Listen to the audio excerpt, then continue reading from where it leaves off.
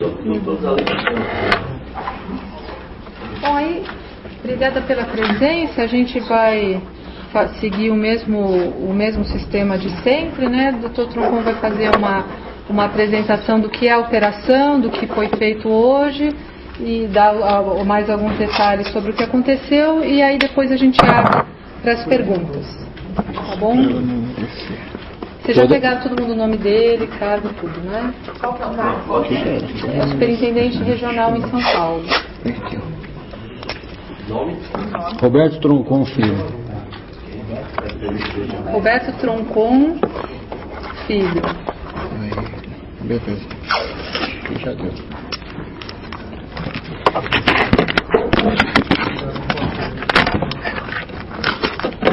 Aqui não tem nada ligado. Não é aquele.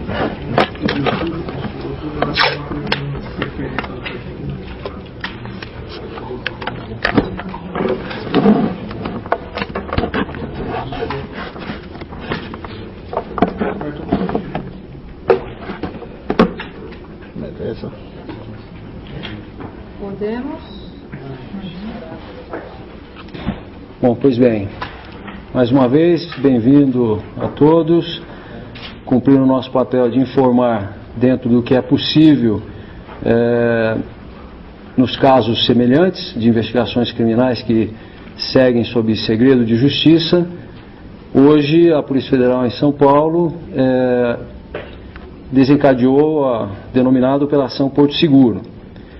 Trata-se de uma investigação criminal que se iniciou em março do ano passado, a partir de uma denúncia de um servidor do Tribunal de Contas da União. Esse servidor confessou ter sido cooptado por um grupo criminoso para elaborar um parecer técnico que favorecesse interesses deste grupo, mediante a promessa de pagamento de R$300 mil. O servidor chegou a receber R$100 mil, posteriormente elaborou o parecer e posteriormente se arrependeu, restituiu o valor ao corruptor e procurou a Polícia Federal para denunciar esses fatos. A partir dessa denúncia se iniciou uma investigação criminal junto à Justiça Federal nesta capital, e no decorrer desta investigação se percebeu que não se tratava de um caso isolado, mas acabou-se constatando a existência de um grupo que contava com 2 de seus integrantes como servidores de agências reguladoras, e este grupo, na verdade, prestava serviços para empresários e que tinham o interesse de ou agilizar desde fatos menos graves, como a agilização de processos, mediante pagamento e favorecimento dos agentes responsáveis por essa agilização, até mesmo a elaboração de pareceres técnicos sob medida, comprados para favorecerem interesses privados. Os 2 servidores tinham a função de identificar e contatar servidores de outros órgãos públicos federais. E os demais membros da quadrilha, 3 advogados e um empresário, se encarregavam do contato com os grupos empresariais ou pessoas físicas interessadas em vantagens ilegais na administração pública federal. Esses 2 servidores, à medida que aparecia uma demanda, buscavam o contato e chegaram a cooptar alguns outros servidores de 2º e 3º escalão de órgãos públicos federais e agências reguladoras. Os servidores a que me refiro, um é da Agência Nacional de Águas e o outro da Agência Nacional de Aviação Civil. Pois bem, nesta data se cumpriu 26 mandados de busca e apreensão em São Paulo, Santos, Dracena e Cruzeiro, no interior de São Paulo, e 17 mandados de busca e apreensão em Brasília. Foram ainda executados 3 mandados de prisão temporária, 3 mandados de prisão preventiva e 2 mandados de prisão temporária. E, por fim, a condução coercitiva de 18 outras pessoas investigadas. Ao todo, 5 prisões, 3 prisões preventivas e 2 prisões temporárias. Foram empregados cerca de 180 policiais entre São Paulo e Brasília. O que é importante ressaltar neste momento, em primeiro lugar, os 2 agentes públicos aos quais me referi, um ocupante de cargo na ANA, Agência Nacional de Águas, e outro na ANAC, Agência Nacional da Aviação Civil, agiram por conta própria, sem o conhecimento dos seus superiores e da cúpula dessas agências reguladoras. Da mesma forma, os servidores corrompidos de outros órgãos, e aqui posso citar servidores da própria ANAC, da Agência Nacional de Transportes Aquaviários, ANTAC, da Secretaria do Patrimônio da União, SPU, do Tribunal de Contas da União, que foi, inclusive, o caso que originou a investigação, da Advocacia Geral da União e do Ministério da Educação e Cultura. Pois bem, esses servidores corrompidos tratavam-se de servidores de 2º e 3º escalão, que também agiram por conta própria e sem o conhecimento de seus superiores ou dos dirigentes desses órgãos mencionados. Os dirigentes máximos dos órgãos citados colaboraram prontamente para o cumprimento dos mandados judiciais e desenvolvimento da investigação. A conclusão desta investigação deve ocorrer em até 60 dias,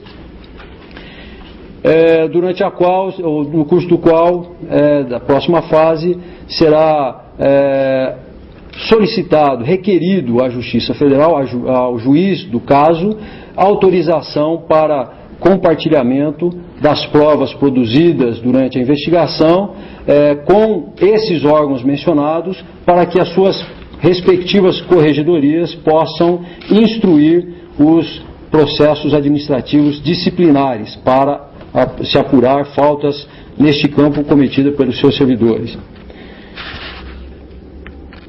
E, enfim, este é o retrato do que aconteceu. Ressalto mais uma vez a plena colaboração dos órgãos que foram mencionados. Enfatizo que não se trata de algo que vá além do que foi aqui mencionado. Os agentes públicos dos diversos órgãos, e nesse caso foram indiciados 18 pessoas, entre empresários, advogados e agentes públicos, indiciados pelos crimes de corrupção ativa, corrupção passiva, violação de sigilo funcional, falsidade ideológica, falsificação de documento particular, tráfico de influência.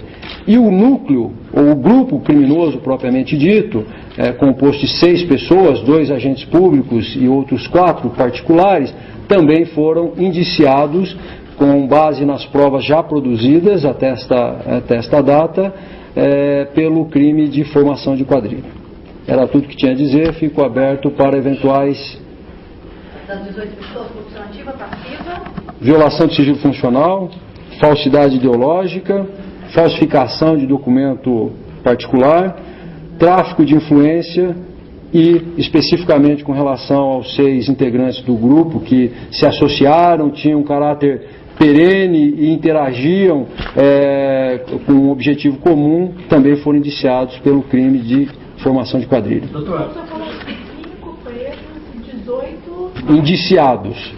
Esses são presos? Não, 5, incluindo os 18, incluindo os 5 que foram efetivamente presos nesta data. Os demais não houve necessidade, não havia nenhuma justificativa legal para suas prisões, mas, no entender da autoridade policial que preside a investigação, o conjunto probatório já estava bastante robusto, independentemente do resultado das buscas que foram realizadas, para apontá-los como autores desses crimes. A matéria que dizer que seriam 6 mandados de prisão. Tem um foragido, então, isso? Ou tem um mandado? Não, foram 6 presos mesmo. Então, acho que, fazendo a retificação, se eu falei 5, eu me confundi, por favor. São 6 pessoas presas, é isso mesmo. 6 que são o quê? São 2 servidores e 4 particulares. São todos eles que fazem parte da quadrilha mesmo? Sim, essas 6 pessoas é que o conjunto probatório produzido até então demonstrou uma estabilidade, atuação coordenada, conjugada para atingir esse propósito ilegal comum. O senhor tinha falado 3 prisões preventivas e 2 temporárias. São 3 e 3, então? São 3 e 3.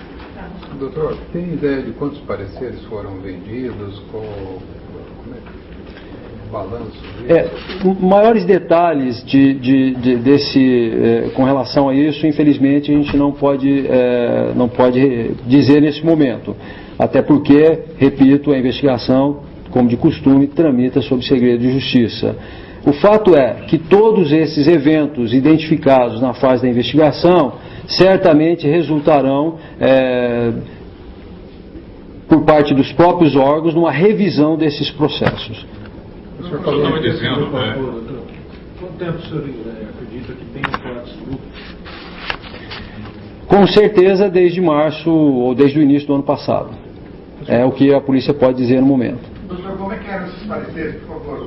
Como é que eram os pareceres e para quais eram as empresas beneficiadas? Você pode citar nomes? Não posso dizer, mas são pareceres técnicos dentro da área de atribuição, fiscalização de cada órgão. Favoreceriam que circunstâncias e comportamentos? Um parecer técnico de um órgão público, ele tem uma tramitação e um objetivo final de autorizar, indicar, apontar o caminho para o decisor numa tomada de decisão administrativa. À medida que se compra, se procura, na verdade, alterar o curso natural ou a decisão final ou a conclusão final com uma argumentação